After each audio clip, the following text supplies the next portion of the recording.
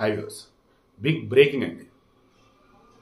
Seriously intermediate first year పరీక్షలు రాసేటప్పుడు ఎంత ఇబ్బంది పడానో నాకు తెలుసు. 10th వరకు తెలుగు మీడియం, ఇంటర్మీడియట్ ఆర్విఎన్ కాలేజీ మన అమరావతి ధరణికోట, రాజావాసిరెడ్డి వెంకటరమణ నాయుడు కళాశాల. సో ఇంగ్లీష్ మీడియం కదా. 10th వరకు ఇంగ్లీష్ అంటేనే బట్టి పడతాం, ఆయా మీనింగ్లు తెలియవు, ఏం తెలియవు. సెల్ఫిష్గా ఆపోజిట్ వాడు రాయముంటే డ్రై ఫిష్ అని రాసినవాడు నేను. అంత ఇంగ్లీష్ పాండిత్యం అప్పట్లో మనకి. దెన్ ఇంగ్లీష్కి సంబంధించి ఆ లాంగ్వేజ్ ఉండేది. దెన్ సెకండ్ లాంగ్వేజ్ తెలుగు తీసుకున్నాం. తర్వాత మ్యాథ్స్, ఫిజిక్స్, కెమిస్ట్రీ, మళ్ళీ మ్యాథ్స్ 2 పేపర్లు. సార్ మ్యాథ్స్ అంటే ఓకే, 10th మా హై స్కూల్ టాపర్ మ్యాథ్స్ నేను.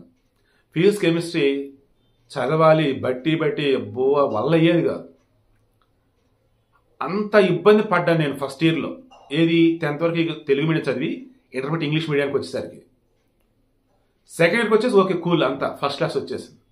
ఇంటర్ ఫస్ట్ ఇయర్ 2 ఎగిరిపోయిన సబ్జెక్టులు. బెటర్మెంట్ రాద్దామని అనుకున్నాను, కాస్త వెళ్ళి ఇన్స్టెంట్ రాసుకుని వచ్చాను. సో ఇప్పుడు విషయం నేను ఏం చెప్తున్నాను, నా స్టోరీ ఎందుకు చెప్పాను, ఇటువంటి కష్టాలు ఇక మీద మీకు ఉండవు అబ్బాయి. మరీ ముఖ్యంగా ఆంధ్రప్రదేశ్లో ఉన్నటువంటి వాళ్ళకి.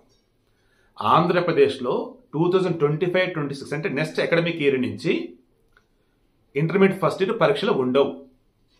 పరీక్షలు ఉంటే ఎట్లాగుంటాయి, మనకి కాలేజీలో ఇంటర్నల్ ఎగ్జామ్స్ పెడతారు కదా, లైక్ ఆ వేలోనే ఉంటాయి. సెకండ్ ఇయర్కి వచ్చేసరికి ఆ సెకండ్ ఇయర్ సిలబస్ ఏదైతే ఉందో దాని మీద బేస్ చేసుకునే మీకు పరీక్ష ఉంటుంది 500 మార్కులకి. ఇందులో కూడా మరలా ప్రతి పేపర్ కూడా మీకు థియరీ ఉంటుంది, ప్రాక్టికల్స్ ఉంటాయి. ఫిజిక్స్, కెమిస్ట్రీ 30 మార్కులు 30 మార్కులు ప్రాక్టికల్స్, థియరీ 70 మార్కులు 70 మార్కులు. మ్యాథ్స్ వచ్చేసి 80 మార్కులు వచ్చేసేమో థియరీ రిటర్న్ ఫార్మాట్ అన్నట్టు, 20 మార్క్స్ వచ్చేసి ప్రాక్టికల్. ఇంగ్లీష్ కూడా సేమ్ అంతే, 80 మార్కులు వచ్చేసి థియరీ రిటర్న్, 20 మార్క్స్ వచ్చేసి practical.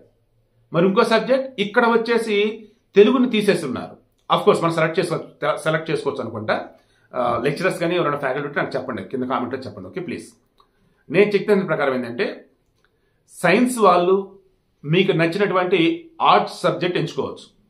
History, civics, commerce, like ఈవేలో కొన్ని సబ్జెక్టులు ఇచ్చినట్టున్నారు వాళ్ళు. జలీల్ ఖాన్ గతంలో బీకామ్లో ఫిజిక్స్ చదివని చెప్పున్నాడు.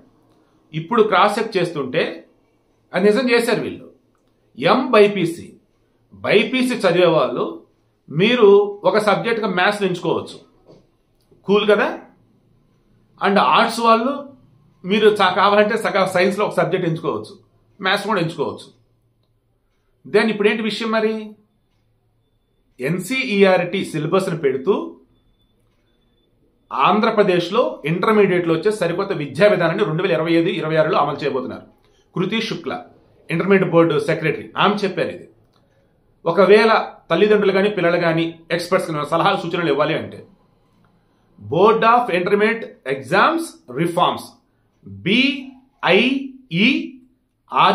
BIEREFORMS రిఫార్మ్స్@gmail.com దానికి మీరు మెయిల్ పెట్టవచ్చు. అవన్నీ వాళ్ళు చూశాక అప్పుడు ఫుల్ ప్లెజ్డ్ వేలో నెక్స్ట్ అకాడమిక్ ఇయర్ నుంచి అమలు చేయబోతున్నారు. ఏమన్నట్టు ఫస్ట్ ఇయర్ ఎగ్జామ్స్ ఉండవు, సెకండ్ ఇయర్ ఎగ్జామ్సే ఉంటాయి. అది కూడా ఇందా నేను చెప్పినట్టు. అండ్ బైపీసీ వాళ్ళకి సంబంధించి చూస్తే వారికి బోటనీ, జువాలజీ, ఫిజిక్స్, కెమిస్ట్రీ ఉంటాయి కదా. దెన్ మ్యాథ్స్కి సంబంధించి 2 పేపర్లు 1 పేపర్ చేసినట్టు ఈ బోటనీ, జువాలజీకి సంబంధించి కూడా 1 పేపరే పెడుతున్నారు. దెన్ ఫిజిక్స్, కెమిస్ట్రీ సెపరేట్ పేపర్లు. నెక్స్ట్ లాంగ్వేజ్ ఒకటి ఇంగ్లీష్ కామన్ అందరికీ, రెండోది వచ్చేసి మీరు ఎంచుకునే సబ్జెక్ట్ అన్నట్టు. ఐఎమ్ షూర్ అండి దేశంలో సరికొత్త విప్లవానికి ఆంధ్రప్రదేశ్ ప్రభుత్వం తెరదీసింది. అండ్ ఖచ్చితంగా ఏపీలో ఉన్నటువంటి 10th అయిపోయినటువంటి విద్యార్థుల్లో ఇక మీదట డిస్కంటిన్యూ కాకుండా ఇంటర్మీడియట్ జాయిన్ అవ్వాలి చాలా మంది పెరుగుతారు. I'm feeling very very happy.